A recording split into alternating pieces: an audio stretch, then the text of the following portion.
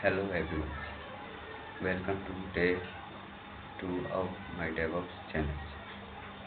Today I learned about the Linux file management system and files and folders are organized in Linux. Yesterday I learned basic commands. Today I went to learn everything in Linux, how it is stored.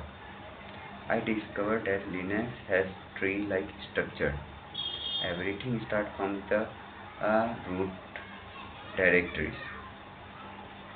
Some directories are home, etc.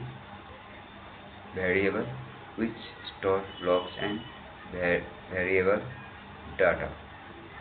Temp store temporary files.